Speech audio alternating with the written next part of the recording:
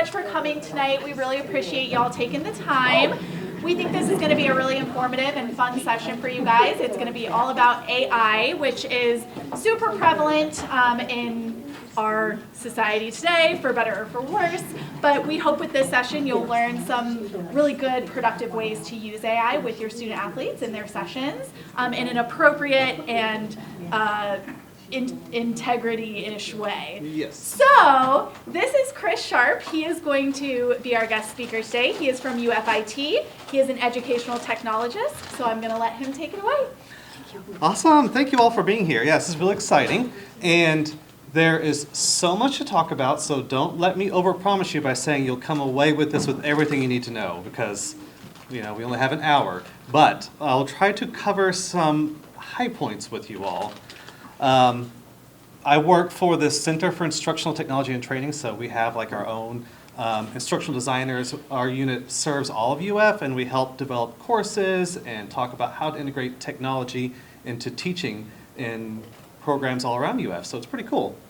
I'm lucky because I get to work with everybody and kind of pick and choose my favorite clients, which UAA is one of them, so UUA, sorry.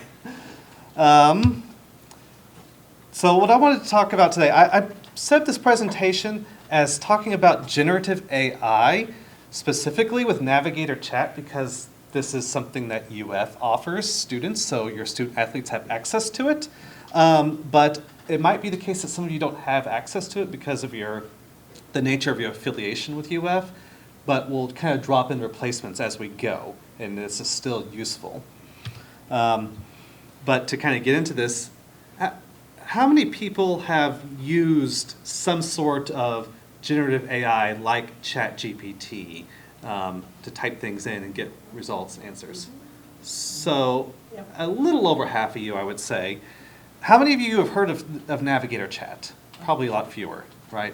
So Navigator Chat is a service that UFIT offers to give faculty, staff, and students access to generative AI in a secure environment. So instead of going off to some other website and having UF students and UF faculty giving up sensitive information to these other AI companies, UFIT set up this service so that way we can use it on campus and know that our data is protected and safe. Like I said, many of you have access to it. Some of you might not, but that's okay, because we actually have an alternative tool that you can use through Microsoft. And that one is also protected when you sign in with your UF account. So if you're signed in on either one of those places, your data is protected, safe, secure, and it's not used by other companies for training. AI in general. So I want to kind of approach this, maybe do some more ground laying here.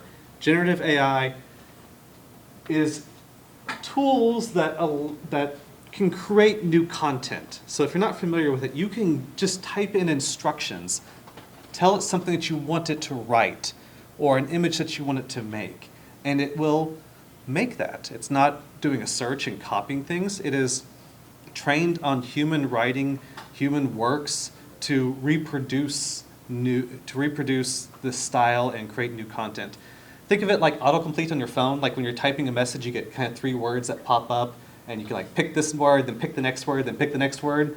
Have you ever tried to write out whole sentences just by picking the suggested words? That's what generative AI, these large language tools, are basically doing, is that they are saying, statistically, what's the next word that is needed to complete this sentence? And in fact, let me go and demonstrate that for you in case you haven't ever played with this. So if you're wanting to log in, if you're logged into Canvas, you should be kind of logged into the UF network already. But at the website it.ufl.edu/AI, you'll be able to access Navigator Chat down here. I'm going to also go to Copilot because I suspect if you don't have an affiliation with UF outside of this tutoring program, that you might not have access to this tool. But if you're a grad student, you would. But if I go to Navigator Chat and I click on Launch Navigator Chat, I'm going to get an interface, and for those of you that have used ChatGPT, this looks very familiar. And the example here is I could type whatever instructions I wanted to make, and it will help me do that. For instance, write I think I did this last time I was here, so I'm going to do it again, news story about my heroic cat that saved 16 children from an orphanage fire. Okay? I just made up something off the cuff of my head, and it's writing a news story for me. And it's a long news story. Headline, furry hero saves 16 children from an orphanage fire in daring rescue. Brave cat whiskers alerts staff to blaze, allowed quick evacuation of children. And it goes on. So I'll increase this font size a little bit so you can see. But the idea here is that through very simple human instruction, you can have it create something that seems pretty complex. And that is an amazing advancement to put these tools in an easy-to-use fashion that only happened like 5-6 years ago, that made it where it became easy to use for everybody. And it's been a big topic in education, and it's probably something that your athletes are like exposed to in one way or another. So that's how this works. If you'd like to try to log in at Navigator Chat, you may do so. If you're not able to log in, you can also go to copilot.microsoft.com. And let me go back to my PowerPoint slide because I have it typed there where maybe it's easier to see. So those are the two places that you can go to that are UF approved for using generative AI services, and also might be something that their students have access to as well.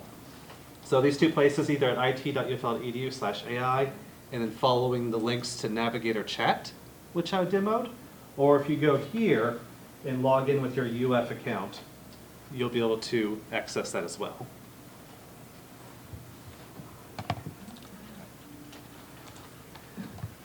For those of you trying out Copilot, I'll show you what I got whenever I logged in. I went to Copilot, I logged in with my UF account, and then I'm choosing work. I'm using Copilot in a secure, integrated environment with my enterprise account. I can see my email address right here, so I can click on that. And yes, I trust UFL. I'll stay signed in for now, it's fine. It's giving me a lot of questions because it's a new computer for me. And I have another chat interface here where I can type instructions and get a response just like I had in Navigator Chat. Up here in the top right corner, I see this green check mark. That means my data is protected.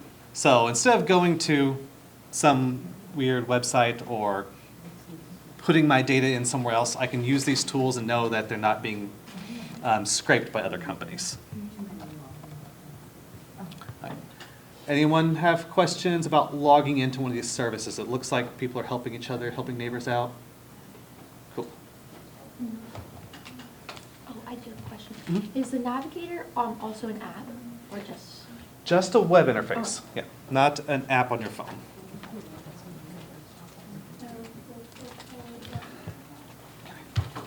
So why choose Navigator Chat instead of like going to ChatGPT? Well, as I said, it's UF hosted, secure.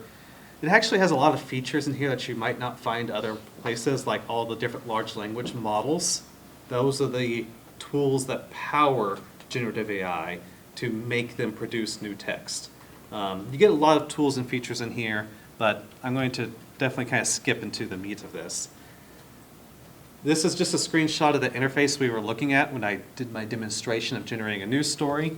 I want to point out that there's a drop-down up here with lots of different large language models to pick from. That seems overwhelming at first, but for the most part, you can just stick with the defaults. For those that in the room that have more experience with AI, this is really useful because you get access to some really good tools that otherwise you might have to pay for.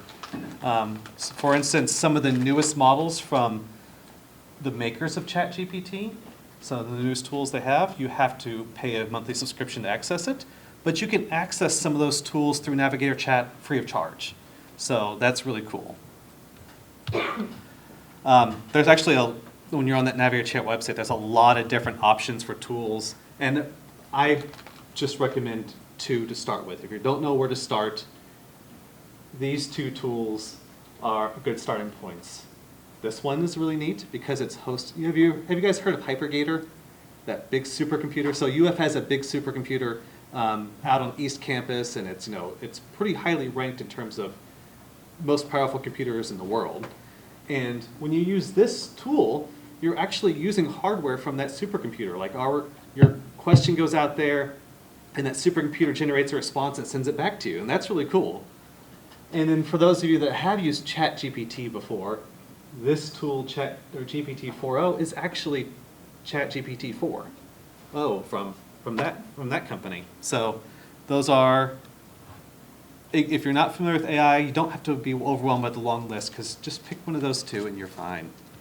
There's other promising options if you really wanted to get into it, but it's as a starting point, those other two are great. So, and this is where I actually had the demonstration set up for doing this. So let's go back to ChatGPT and or Copilot and kind of tour this a little bit. They're going to be very similar in both tools. If I needed to start a new conversation, there's a new chat button up in the top corner. This drop down right here was how I could choose the large language model that I'm interacting with. And large language models are trained upon billions and billions of words, many books and many Reddit posts and things like that that was used to identify patterns in how people write. And then those patterns were used to create these models that then can take instructions and create new text. As I said, really, if you're not sure what to pick here, just pick this Llama 3.1 70B. That 70B stands for 70 billion parameters. That's why it takes a supercomputer to run these things, because it requires tons of parallel processing to make these things work. Or GPT-4o or many of these others on this list are appropriate as well. So here, I can type in instructions. Anyone have suggestions for what they'd like to see just demonstrated on here? Or try it out yourself. Try out anything. Write a poem, write a short story, have it suggest what to have for dinner tonight based on what you have in your fridge. Maybe help you explain a complex topic. Maybe you're asked to help explain the theory of special relativity, but you're not really strong in special relativity yourself. Explain the theory of special relativity as if I was 5 years old. Imagine you're on a train, you throw a ball straight up in the air. What happens? The ball comes down and lands. And so on. This is a bit flowery because it's like written towards a 5-year-old, maybe an advanced 5-year-old, I think, in this case. Rewrite this for a middle school audience. And it was going to rewrite it a little bit, maybe a little bit less flowery, a little bit more technical, but still not too technical. But maybe I'm like, this is a little bit too long. Please make your explanation shorter and more to the point. Oh, it's still trying to make stuff. I'm going to click on the stop button and send that again. So it kind of got to those bullet points. The overall explanation was shorter. Why I wanted to do this is I wanted to demonstrate that using AI is not a one-and-done process. The real power of these tools is this ability to continue a conversation and iterate and provide feedback and have it evolve as you go. What I'm saying with that is that if you try to get something from AI, you don't have to accept the first result that comes up. If you're unhappy with it or you need some modifications, ask it for those modifications like I just did, and you can see the changes happen with tools like this. So has everyone logged into one of these tools? Try something out. I'm not continuing on until I can see in everyone's eyes that they have tried something on here. So log on, but you can watch somebody else.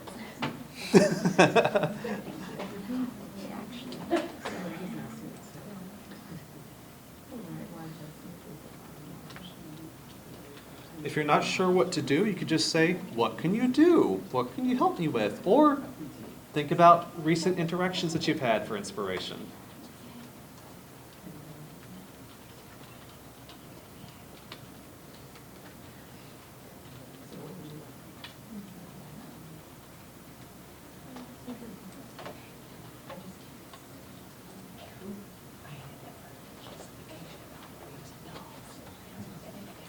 Oh, in med school?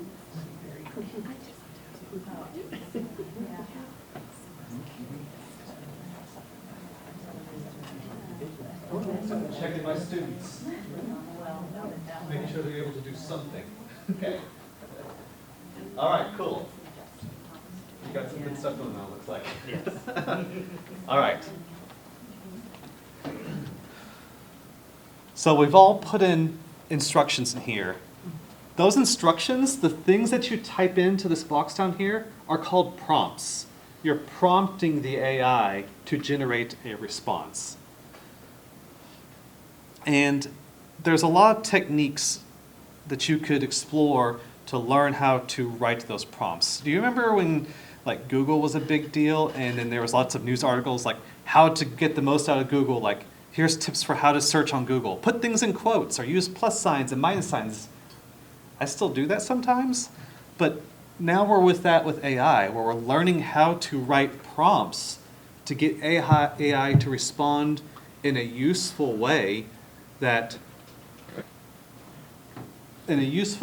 meets the needs that we might have. So, how do we go about writing those prompts?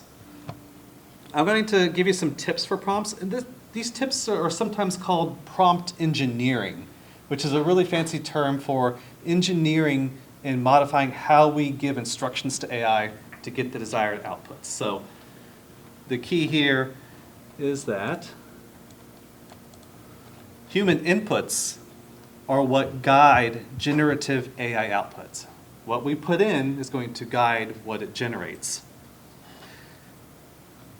If you put in a very generic prompt, like, help me study for special relativity, you'll get an answer that will always try to answer something. But it might not be targeted. It might not actually meet your needs. So if you can provide AI with more clues about who you are and what you're trying to do, you're going to get much better responses. So some tips for working with this: you could give AI a job and explain your role, what you're trying to do. Include context like topics or the student learning outcomes, and this will apply later when I'm talking about tutoring and like helping to understand topics. Be specific, provide examples, iterate and improve the experimentation. That's important. Like some people want to get it right the first time. I do want perfectionists. They're like, I want to make sure that things are right before I do it. You don't have to worry about that with AI. AI won't judge you. Just put something in and then give instructions to modify what it made to kind of get closer to what you want. You can even break it down to multiple steps to get better results. So here's some examples. And this is from the lens of students that maybe aren't in your programs, aren't your clients, but how students at UF-wide might be thinking about these AI programs and how they could help them. So from their perspective, they might try a prompt like, help me study for my upcoming environment science exam. That's fine, it's going to give a response, but what's the problems with it? That's pretty vague. It's not a very specific topic. That environmental science is a pretty big field. It's untargeted. Who are you? And it also doesn't have the perspective. The chatbot doesn't know how to behave. When I'm talking to you, I actually have a lot of context. I know that you're interested in education. I know you're involved with the University of Florida. I know that you're working with students. So my conversation, before I even started speaking to you today, had a lot of context in my mind for what you know. AI has no idea who you are, what you're trying to do, who you work for, any of that.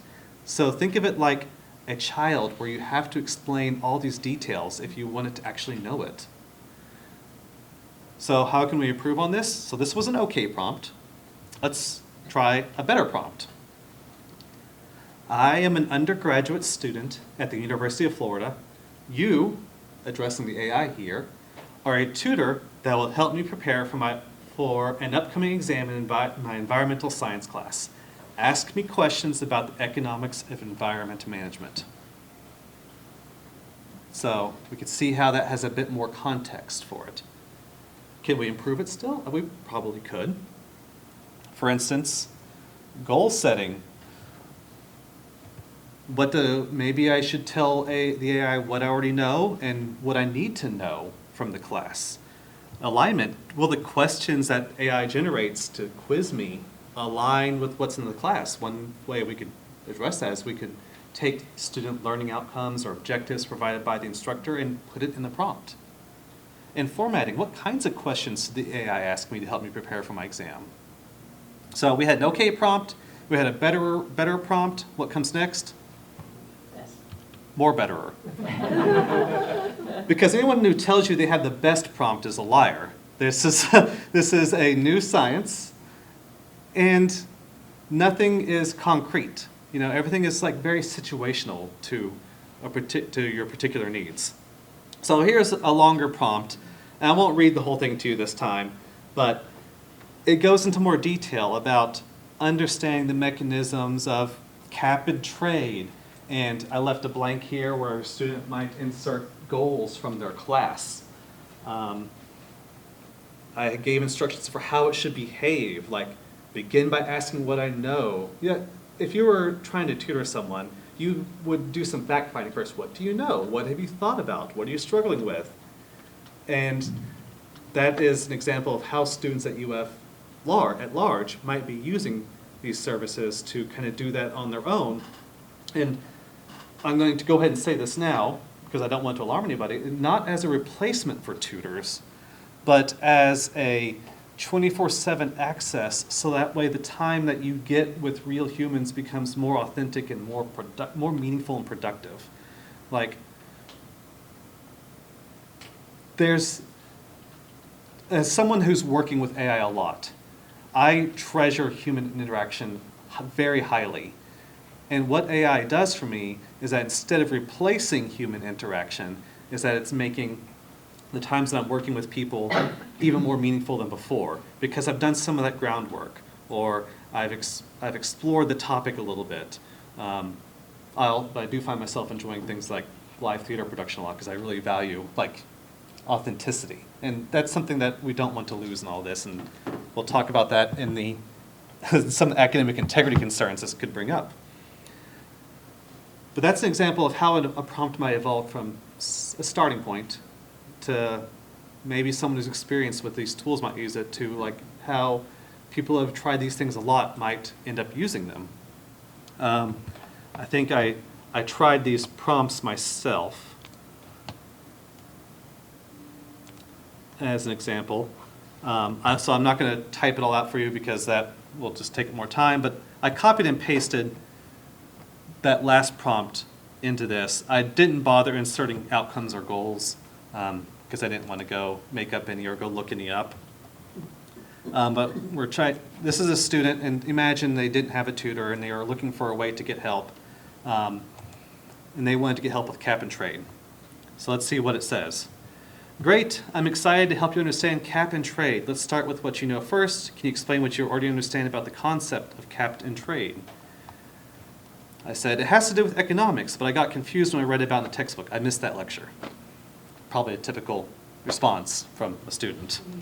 No problem at all. Let's break it down step by step so it becomes clear. To begin with, can you tell me what you understand about the term cap?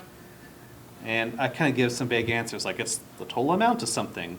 And it goes into more description about what cap might mean. And then it poses a question to me, an open-ended question. Why might the government issue permits and set a cap on pollution? What could be the purpose of this system? I said, it sounds like the government makes money off of letting companies make pollution, which is a bad thing. And it empathizes with me. It says, it may seem that way initially, but the purpose of cap and trade is to actually reduce pollution overall. And kind of goes into this. So it's a back and forth conversation that AI is actually able to have these days. And I go on and it quizzes me a little bit, gives me some multiple choice questions. I actually got that one correct, so that's good. I argue with it a little bit, like wouldn't companies just lie about how much pollution they make? And it addresses that concern, acknowledges that concern, and so on. So these systems are trained on human writing, so they're writing like humans might to accomplish the goal that I outlined at the beginning in my initial prompt of being a tutor and challenging me and asking open-ended questions and explaining things. How scared are we? It's okay if you are a little bit. Do you have a list of like prompt templates kind of like that? Yeah, I'll share some links with you. So I'm saying all this because, like I said, I wouldn't be able to go into all the things that we should be doing with only a 1 hour session, but what I can say is that the best indicator of like understanding these tools is playing with them, which is why I wanted you to log in and try these things out. And I'm going to give you some prompts that you can also try out. And maybe you could try out with your students if they're interested in these topics or if they ask you questions about them. Because it does require play. Like no amount of reading about it or watching videos about it will get you there when you could play with it to kind of get a feel for how it works yourself. So that's why I wanted to make sure everyone could try it out so they could go from here and keep playing with it.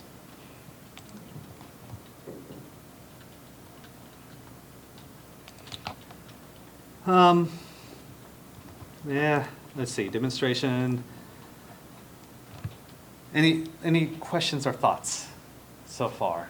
Like, it can be a conversation. We can talk about questions, we can talk about concerns, we can talk about, I'd love to hear if any of your students have brought this up with you to date, or brought up AI with you to date. What about students who use it to like write a paper? Like I've had students who will do that now. The one that I've seen, she'll do that, but then she rewrites it herself in her own words. But like, how problematic is that? Okay, that's an excellent question. I'm glad that you brought up so we can discuss that. Has anyone else experienced that or have students that are like using AI in lieu of their own work?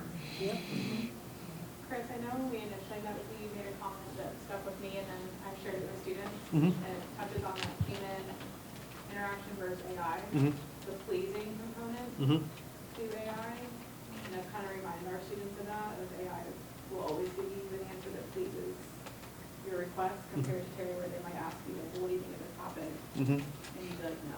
Yeah, exactly. AI is going to tell them yes. Right.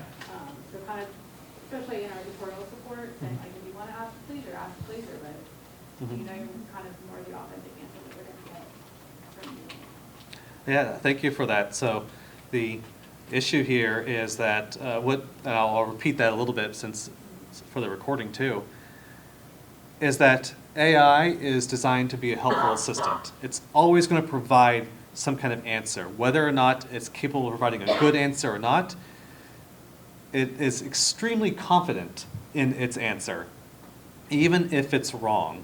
So I demonstrated that tutoring prompt there, but there is actually no guarantee that the questions and concepts it's sharing are accurate. Like it could be generating it could be generating questions with incorrect answers because there's no guarantee on that. Remember, it's really a autocomplete system that is identifying and mimicking patterns in human writing. And I don't know about you, but I know there's some incorrect information on the internet. And it may have picked up some of those patterns. Or another example is citations. Like if you ask it to provide a citation or a source for some of the information it has, it's like, I know what sources look like. A source looks like open parentheses, last name, comma, journal title, and a year. So let me just type that in there for you, even though that's not a real source for that information. because it's auto-completing. It's trying to please the user who asked for a source, and it says this is a source. Is it a real source? No, maybe not, but it's going to make it look like one. The problem of academic integrity is, has a couple of avenues of approach. Most of my work has been with faculty who are trying to address in their courses, and a lot of this comes down to we can't operate the same way we did before. That AI is a force of change, and faculty have to change some of their assignments or assessments or the way they do their classes. So that's been the crusade that my unit has from the teaching side. From the student side, there's just the paper policy of UF academic integrity, which is on paper, I'm losing the exact right words, but the policy is that students are not permitted to use tools that are not permitted by the instructor. And that's just kind of the blanket statement. It hasn't been updated to cover AI, but it includes AI. So it doesn't say AI specifically, but they looked at that policy and said the use of things like ChatGPT to help do assignments is covered because we already say they're not permitted to use tools, services, resources that instructors don't allow. So on our end, we've been telling instructors you need to put in your policy what you do allow and what you don't allow, so that way students have some awareness. One thing that I've done with my students is when I've seen that there's a gray area, is I always advise my students to disclose their use of AI. Mhm. Like, what did they use, how did they use it? So that way there can't be like an allegation of cheating because I'm being upfront and I'm saying, here's how I used AI. I used it for brainstorming some topics, or I used it to generate a graphic because I'm not very good at drawing. Yeah, and the degree to which a faculty member might push back against that is kind of up to them. If I were teaching, I'd be like, great, thank you for disclosing it. I guess technically to the letter of the law, it could, for someone who says don't use any AI whatsoever, they could say, well, you just admitted to cheating, and that could be a problem. Like, disclosing plagiarism doesn't get you out of plagiarism, right? So that might be the attitude that some faculty members would have. So make sure that your students know that just saying they used it doesn't give them a get out of jail free card. Some of this comes down to personal integrity. Like, if someone feels like they've used it too much, then they probably have used it too much. Let's see. Let me go to this slide. And I'm bouncing around here because I wanted to be this kind of conversation. Things that I want to point out are code of conduct. That's the phrase I was trying to scratch my brain for earlier. Don't violate UF academic integrity codes of conduct. Use of tools to complete assignment requires permission for instructors. If you're not sure if you can use AI for a particular purpose, ask. I think obviously we would all agree that using AI to just completely do an assignment is very clearly a violation of the code of conduct. Using AI to brainstorm or outline, like asking AI, help me outline a PowerPoint presentation I need to give on the topic of the beginnings of World War II, or something like that. That might be acceptable to some. Maybe if the faculty member has a policy that says you may not use AI for any reason whatsoever, then it wouldn't be.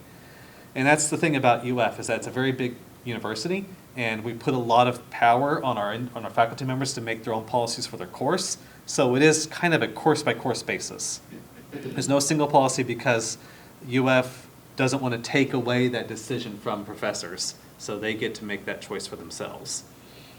Another thing to point out with students is that AI is not the same thing as research tools or even a Google search. Like, if I were to draw a Venn diagram, there's AI, there's research, and then there's just general like Google searches, and there's some things that overlap there, but not entirely.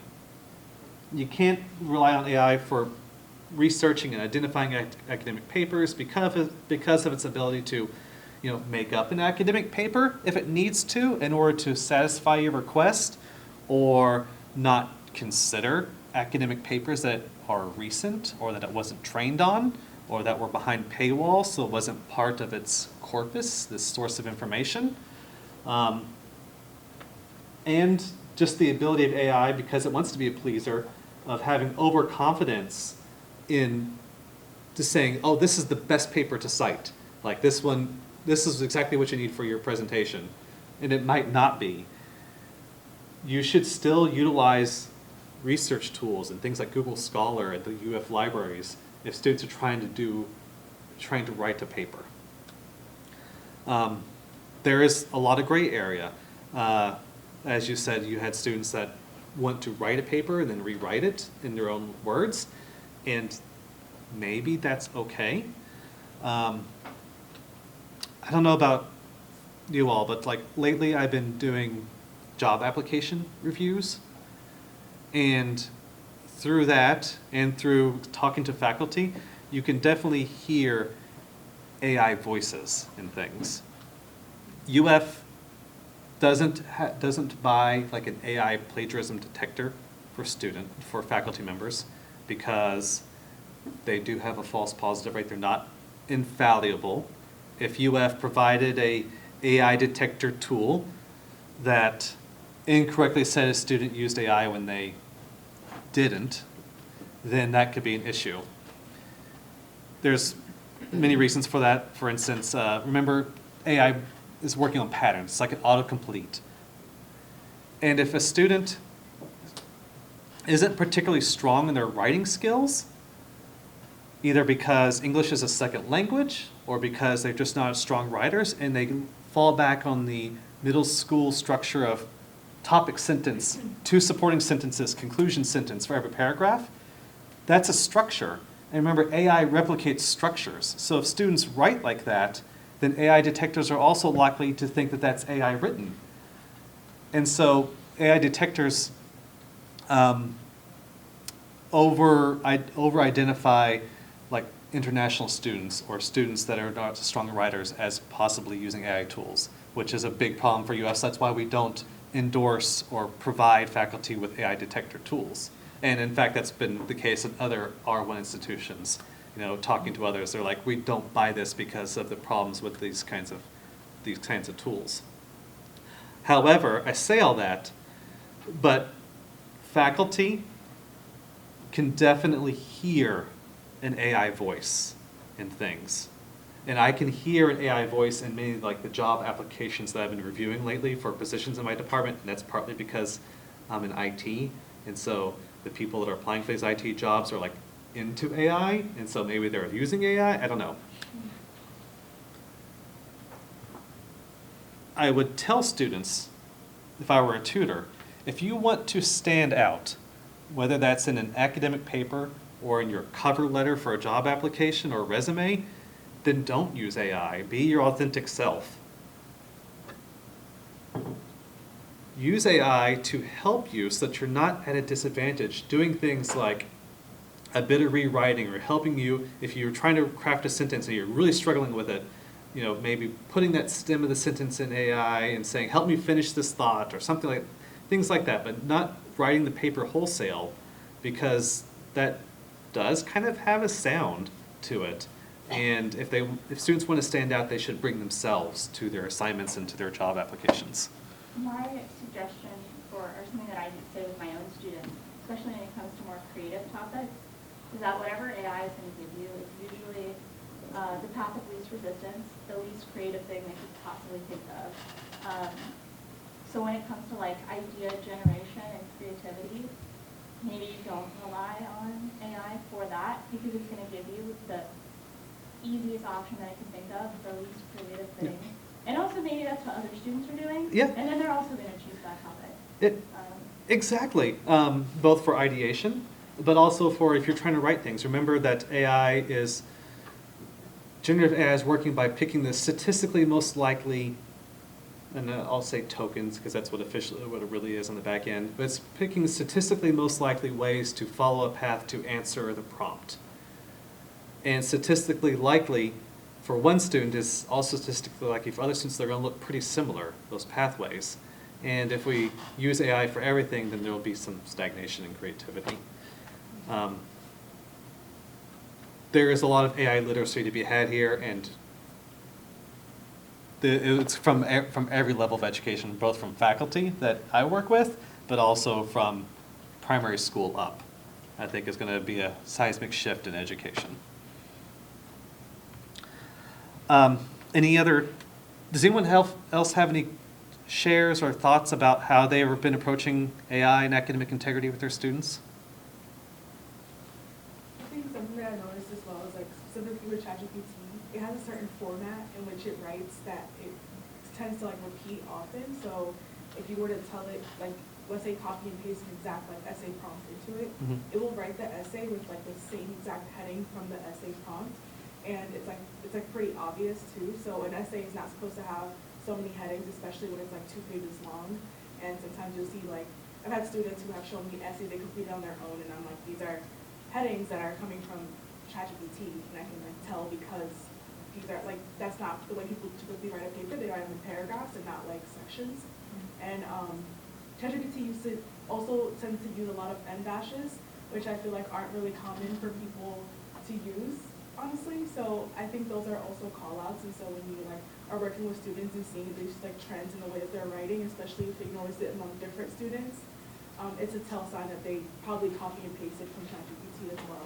Yeah, those are good points. There's those kind of subtle or subliminal clues that people are picking up on that maybe it's AI written, and we should encourage our students to use their voices. And on that note of how AI writes, like it uses M dashes, I might be an AI because for my master's thesis, I took my master's thesis and I put it in the AI detector, and it was like 88% likely to be an AI written, and this was long before generative AI, which is another example of why we don't provide these AI detectors. But I think your points are good. That you have another point? Yeah, I was just gonna say, I think oftentimes, I don't want to generalize, but I think oftentimes students think that this is a shortcut, correct? They think that it is just going to produce for them, and that's their intention. I think that's common amongst a lot of them. But I think like equipping you all with knowledge about like what AI is actually like doing to provide an answer is helpful to pass that along to them. I find it the most helpful, honestly, when I take like an assignment prompt and I say, can you please like break this up into individual questions? And like you tell it to ask you questions. So the student is still doing the work and answering it, but it's making it more manageable, and it's still kind of like maybe more efficient for the student in that way. But I also wonder, I mean, this is just a side thought, but like once they see that like the actual right way to do it, it still requires you to do work, like either they'll avoid it or they'll embrace like the correct way. You know what I'm saying? I want to provide you with some more prompts too for some playtime as well. So I didn't make like a QR code or a short link for this, so you'll have to follow along with me to find this. So if you could go to our website, which is citt.ufl.edu. citt.ufl.edu. And once you're there, click on Artificial Intelligence. And then on the Artificial Intelligence page, there's a box that says AI for Student Success.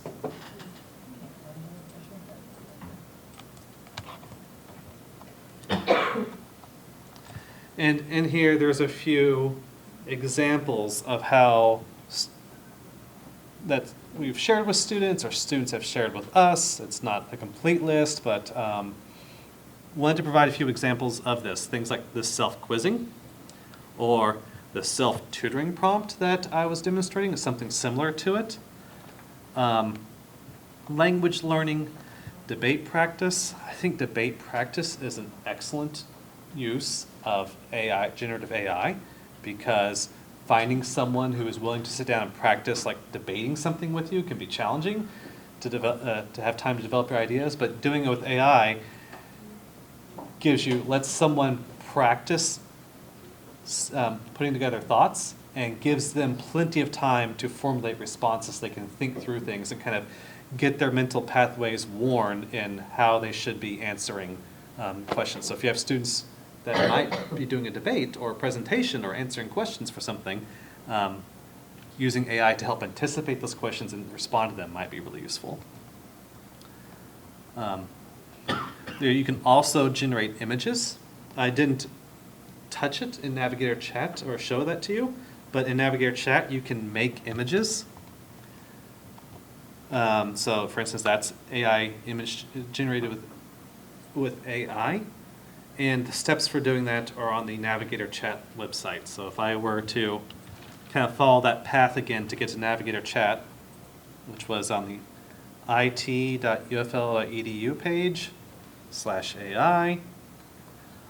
On the Navigator Chat page, there's instructions down below on how to enable image generation. And that lets you create any kind of image that you might like. You can also generate images in Copilot too.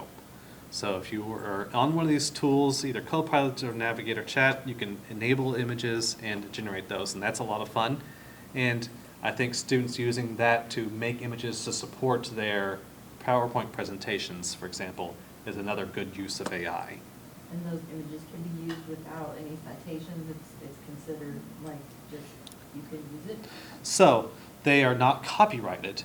It's still good form to cite it.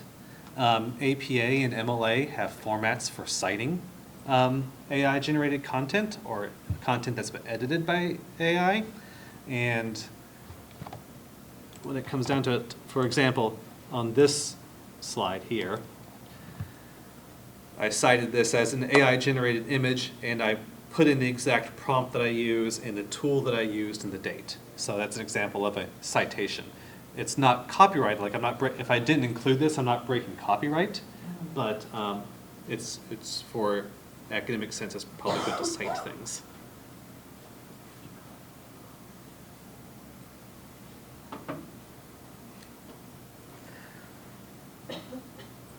So ways that you could use this, the Prompts for Students site that we navigated to has some prompts that you can copy and paste and try out in Copilot Navigator Chat.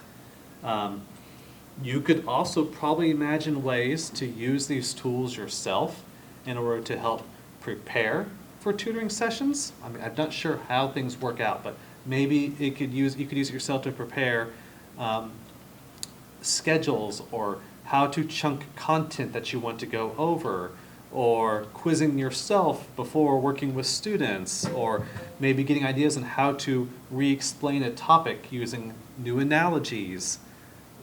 The possibilities are pretty big here. When students drop like PDFs of reading assignments in there, that it would then be able to say, please quiz me on this material or summarize this material for me? There are tools for doing that. Navigator Chat does allow you to attach files to it, but it doesn't work. It would not work for that kind of use case because the way that Navigator Chat in particular works is that it does a search of the document for relevant information, then returns that. It's like a Google search. Does a Google search, comes back with information, then it takes your question plus the search results and sends that to AI and says, answer this question using these search results, which if you're asking a question of like, summarize this document, and it doesn't get the whole document, it only gets the search results, that wouldn't be, it wouldn't come out with a good result. I hid these slides because... If you had a textbook, like the textbook that's online, a digital textbook. Now what you could do is, if you had a lot of if you had text and you were able to copy that text, you could copy all of that text and put it in a prompt. Like you can put thousands of words into that prompt and say, using the above text or using the following passage, generate for me some quiz questions, and then paste the entire passage in there. If you attach it and ask it to summarize, generate questions, it's going to give you a partial result. But if you paste the whole thing in there, it will work. I hid this slide, but I always keep it in my pocket because this question sometimes comes up of retrieval augmented generation, what happens when you attach a file. So when you attach a file, you put in your prompt, your question, it does a search of the files you attached, takes those search results and brings them back and puts it together with your prompt. And then that goes to the large language model, to the AI. It says, here's the question, here's the search results, generate an answer. And that kind of illustrates why it's not the complete file, but just a subset of it.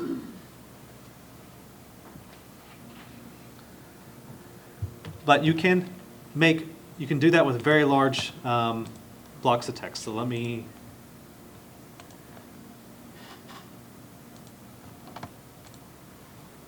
all right, so for instance, my wife is a professor as well, and I took one of her lecture transcripts from Zoom, and I said in this prompt, pretty just fast prompt, write a 1-paragraph summary, a list of keywords, and an outline for the following lecture transcript.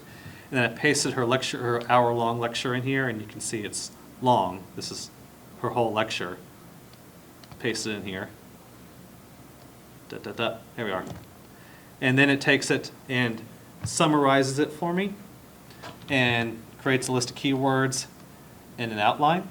And I was doing this for the purpose of faculty members that post recordings of their lectures. Maybe they want to provide an outline of like what I covered in this lecture, and that's really useful. But if students have access to the transcripts, they can do something similar. They could take those transcripts, put it in here, and ask it to generate 5 quiz questions for me based on the content that was covered in the following university transcript. And using all the tips I provided earlier, like how to provide more context, telling the AI who you are and what you're trying to do and why you're trying to do it and what class it's for. Give all that context and the transcript, and then maybe you could get some really useful results out of it that's very targeted towards that specific class. Let me try that now. Right. 3 multiple choice quiz questions based on the topics covered in this lecture.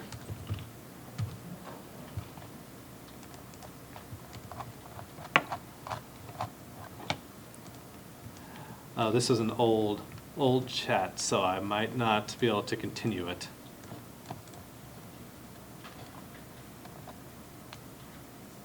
Oh, I already did it. I said, create a list of 10 multiple choice questions from this lecture.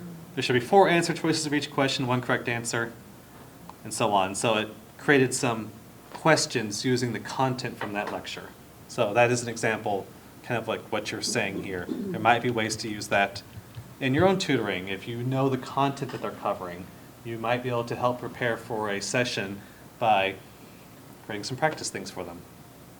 But please verify it, because like I said, AI is not guaranteed to produce accurate results. A lot of times they are accurate, but not always. Tools are getting better all the time, but they're not guaranteed.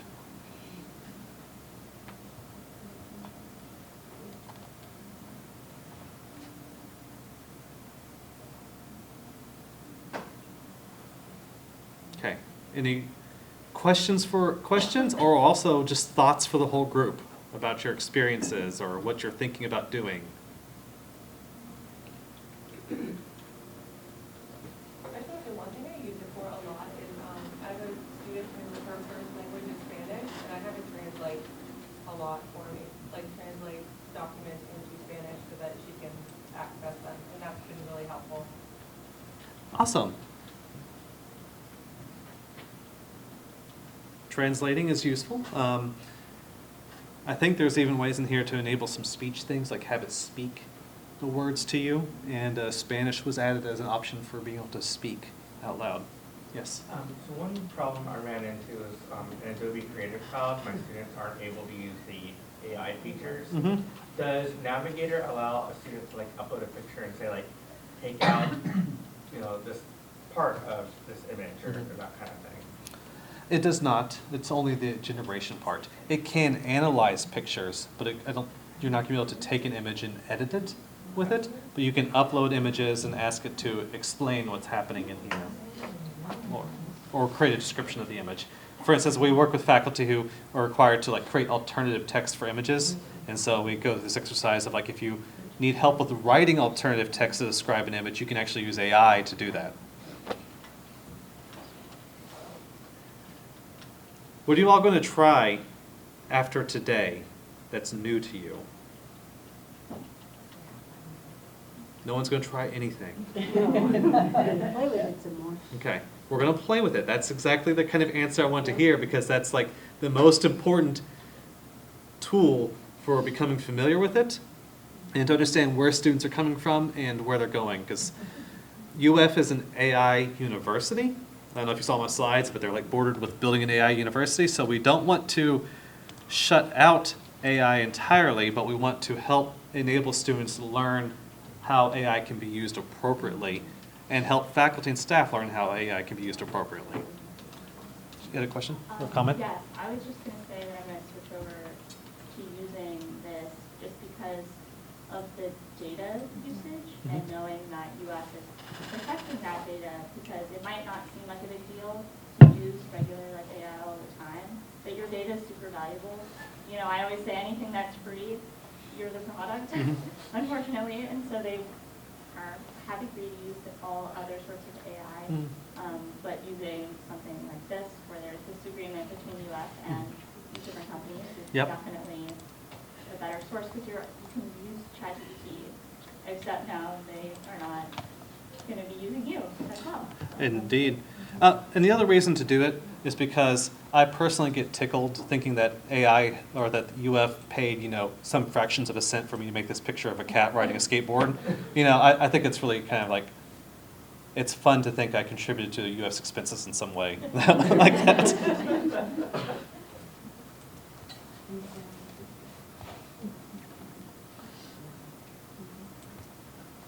The prompt was generate images of an orange cat riding a skateboard down a steep San Francisco street.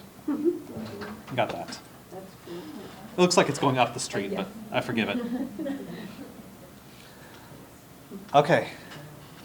It's 6 o'clock.